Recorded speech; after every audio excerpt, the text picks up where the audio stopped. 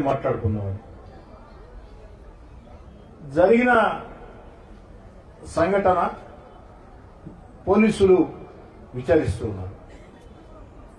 నేను ఈ నిమిషం దాకా ఎక్కడా ఏ మీడియాతో మాట్లాడలా. మీడియా మిత్రులు మాటా మంతి కార్యక్రమంలో ఒక చిన్న ఆవేదన వ్యక్తం చేశాను. ఏమిటంటే అప్పుడే జిల్లా ఎస్పీ గారి స్టేట్మెంట్ వచ్చింది. 3 రోజుల ముందే మాకు ఈ విషయం తెలుసు, విచారిస్తున్నాను.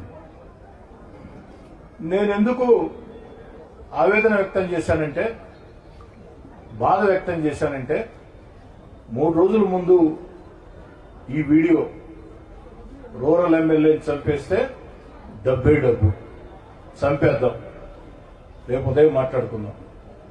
ఈ వీడియో 3 రోజుల ముందే జిల్లా ఎస్పీ గారు నా నోటీసులో ఉందని ప్రకటించారు. కాబట్టి కనీసం నాకు పోలీస్ శాఖ దృష్టికి వచ్చిన వెంటనే ఈ విధంగా వచ్చింది, ఒక వీడియో మా నోటీసులో ఉంది, విచారిస్తున్నాం, మీరు కూడా కాస్త జాగ్రత్తగా ఉండండి, జాగ్రత్త చర్యలు తీసుకోండి అని జిల్లా ఎస్పీ గారు చెప్పి ఉంటే బాగుండేదని జనాంతికంగా మాట్లాడారు. అంతకు మించి ఈ వీడియో మీద నేను ఎక్కడా కూడా ఒక మాట కూడా మాట్లాడలా. ఇదే నేను మాట్లాడే మాట. ఈ సందర్భంగా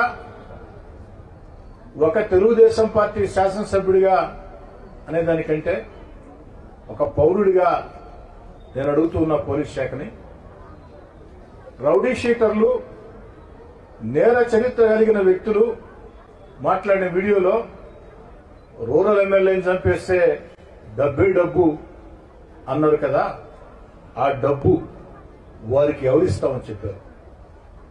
ఆ డబ్బు ఎందుకంటే నేను పౌరుడిగా అడగొచ్చు, కానీ ఈ పౌర సమాజం 1కి 3 సార్లు నన్ను ఎమ్మెల్యే చేసింది. కాబట్టి ఓ ఎమ్మెల్యేని హత్య చేయాలంటే డబ్బు వస్తుందంటే ఆ డబ్బు ఎవరిస్తామని చెప్పారు. ఇది పోలీసు విచారణలో తేలాలి.